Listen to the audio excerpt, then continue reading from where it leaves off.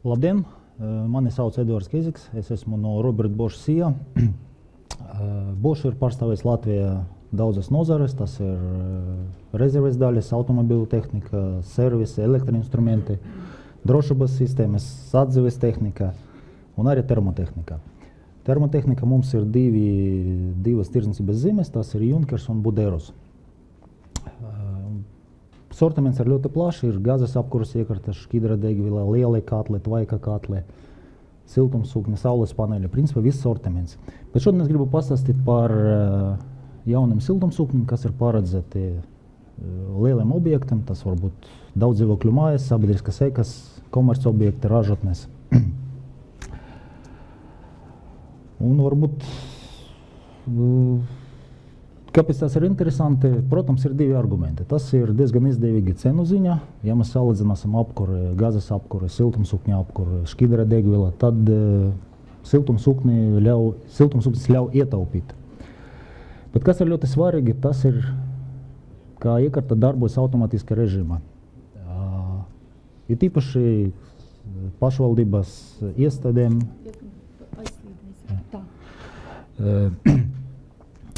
Jo, ja ir uzlikts siltumsūknis, tad pazūd tāda problēma kā personāls. Nevajag meklēt kurinātājus, nevajag domāt par slimības lapām, par atvaļinājumiem, par aizvietošanu. Un tas ir diezgan liela izmaksu daļa. Piemēram, mēs strādājam arī Baltkrievijā, un tur diezgan interesants piemērs. Tādas kompānijas kā Lukoil, Belarusnefts savas degvielas uzpildes stācijas atsakās no šķidra kurināma un pāriet uz siltumsūknim. Kaut gan Baltkrievijā tāda cenu struktūra, ka pats pa sevi apkure ar siltumsūknim ir dārgāka nekā apkure ar šķidru degvielu. Bet viņi sarakinājuši, ka viņam ir izdevīgāk atlaist cilvēkus, nenodarboties ar neuzturēt katlu māju, nenodarboties ar regulāram pārbaudēm, ar certifikāciju, ar licencēšanu un labāk uzlikt siltumsūkni, nevis izmantot šķidru kurināmu.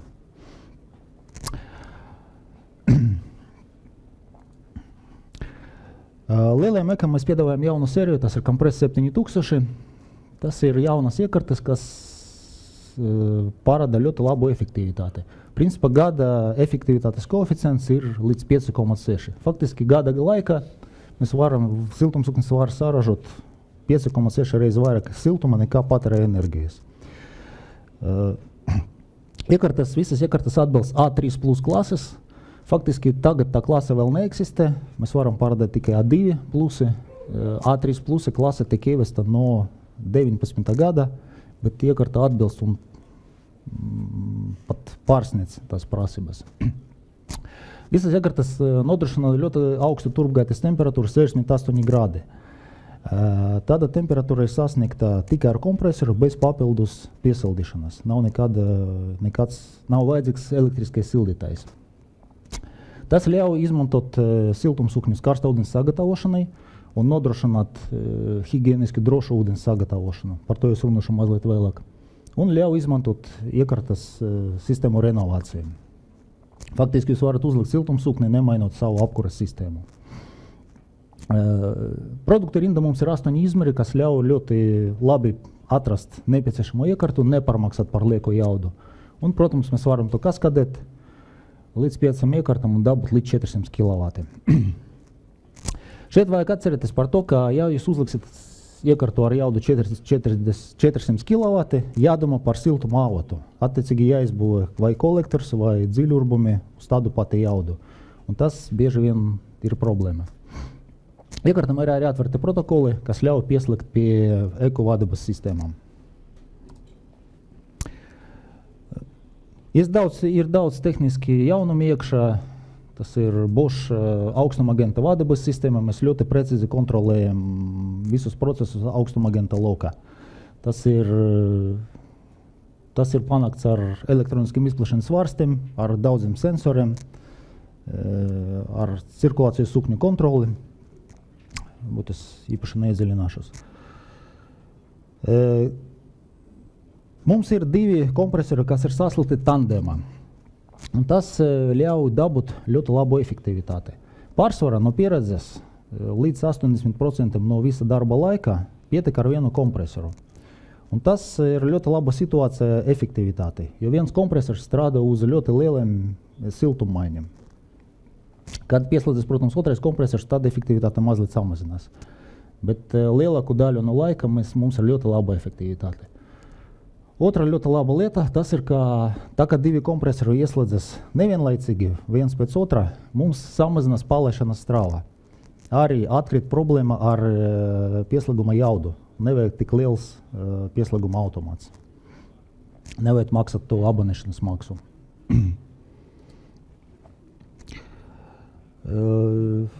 Šeit pirmo reizi mēs izmantojam inžektora tehnoloģiju.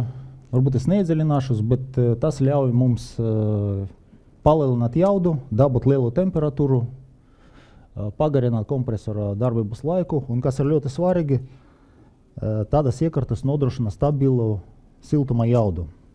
Grafikā var redzēt, ka neatkarīgi no turbgaitas temperatūras, piemēram, mums ir jauda nemainās. Standarta siltumsūknim, ja pieaug turbgaitas temperatūra, parasti samazinās jauda. Šī variantā tāda problēma neeksistē.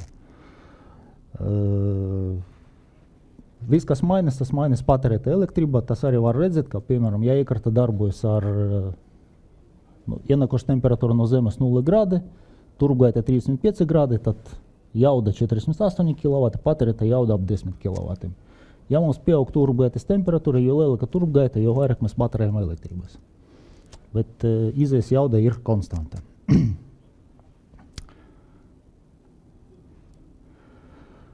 Jaunu rūpnīcas iekārtai mēs atbalstam 3 protokolus. Tas ir Modbus, Modbus RTU un Bahnet. Tas ļauj pieslēgt siltumsūkni pie esošas ekas vadības sistēmas. Tad faktiski mēs varam visu redzēt, kas notiek ar iekārtu, un arī vadīt iekārtu, ja nepieciešams.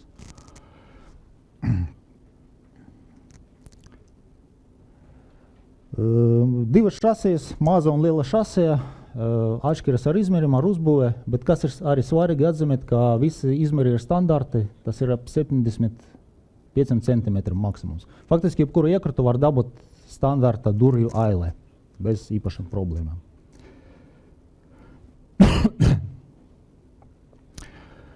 Kā es minēju, mums izdevās panākt ļoti labu efektivitāti. Tas ir gāza sezonāla efektivitāte, SCOP ir, piemēram, 5,6. Tas ir augsta klimats, kas atbilst Helsinku laika apstākļiem, un pie zemām temperatūram. Ja mēs izmantosim to iekārtu ar radiatoriem, tad gada efektivitāte samazinās, un attiecīgi ir COP efektivitāte, kas parāda siltumsūkņa darbību konkrētā punktā. Ļoti labi cipari un ļoti labi arī rezultāti pie reālas eksploatācijas.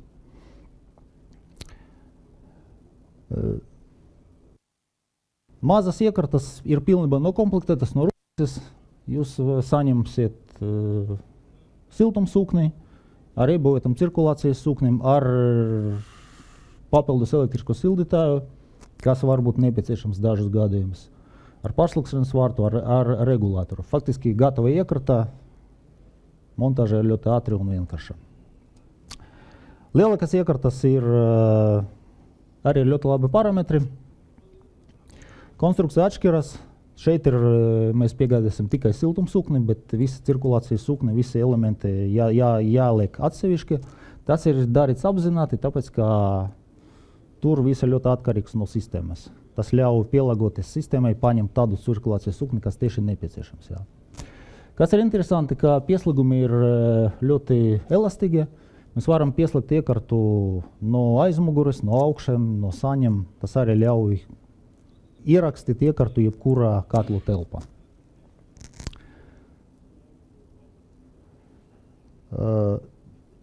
Iekārtas var likt vienu virs otrai, faktiski kā piemērs 160 kW, kas aizņem 1,1 kvadrātmetrs. Diezgan liela jauda un tā izskatās katlu telpā.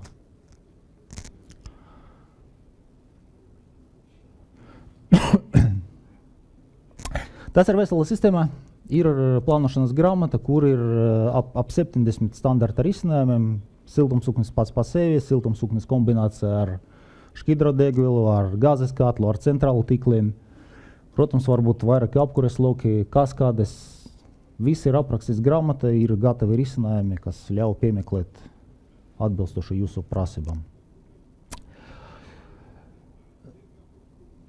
Vēl gribu pievērst uzmanību karstaūdens sagatavošanai. Tā parasti ir problēma ar siltumsūknim, jo, ja ir liela eka, ja ir viesnīca pašvaldību eka, mums ir ūdens patēriņa maksimums. Mums vajag daudz ūdeni diezgan īsa periodā. Viesnīca no rīta visu mazgais, vajadzīgs ūdens. Ar gāzes apkuras iekartu nav nekādu problēmu, varam uzlikt lielu jaudīgu iekartu un attiecīgi vajag 500 kW katls, pusstundas laika var sagatavot vajadzīgu ūdeni. Tas nestrādā ar siltumsūkņiem, jo mēs varam uzlikt siltumsūkni ar jaudu 500 kW, bet tas diezgan dārgs. Pirmkārt, otrkārt, arī attiecīgi jāuztaisa urbums ar tādu jaudu. Tas nav racionāli. Tāpēc ar siltumsūkni parasti liek lielas ūdens tvertnes, kas ar mazāku jaudu pakāpeniski uzsildām. Un tad mums ir ūdens rezerve, kas ļauj nosegt maksimumu pieprasījumu. Bet ja ūdens tvertnē ir ar lielu tilpumu, parādās problēmas, ūdens var sastāvēties vai ir savairoties baktērijas, tas nav droši. Un jātērē tvertnes, tas ir apkalpošana papildus izdevumi. Tāpēc tagad mēs piedāvājam variantu, kā ūdens sagatavošana caurplūdes režīmā. Faktiski viens no variantiem tā ir speciāla svaiga ūdens tvertne, tā ir bufertvertne, kur ir iekšā tehniskais ūdens un čūska no nerosējošā terauda. Dzeramais vai karstais ūdens iet pa čūsku, uzsildas un iziet sasildīts. Faktiski mēs sildam tehnisko ūdeni, mums atkrīt visas problēmas ar dezinfekciju, ar baktērijiem, jo apjoms, kas stāv tvertnē, kādi 20-30 litri. Tas ir risinājums nelielam telpam, nelielam ekam. Pēc esoša standarta tad tvertne atkarībā no siltumsūkņa jaudas, no tvertņu skaita var apkalpot no 10 līdz 30 dzīvokļiem. Diezgan labs un vienkāršs risinājums.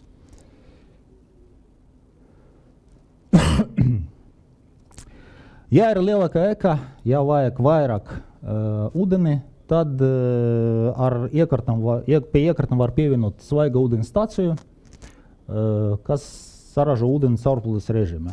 Un ražība ir krietni lielāka. Mūsu programma ir 2 stācijas līdz 100 dzīvokļiem un līdz 200 dzīvokļiem. Princips ir līdzīgs. Stācija ir pieslēgta pie bufertvertnes, siltumsūknis uzsilda bufertvertni. Tvertni mēs varam atlasīt pēc ūdens patēriņa, pēc nepieciešamības. Jā. Un ūdens tiek sagatavots caurplūdes režīmā caur siltummaini.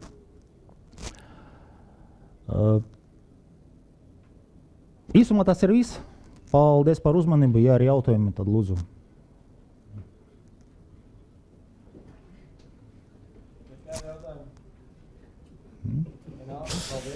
Paldies.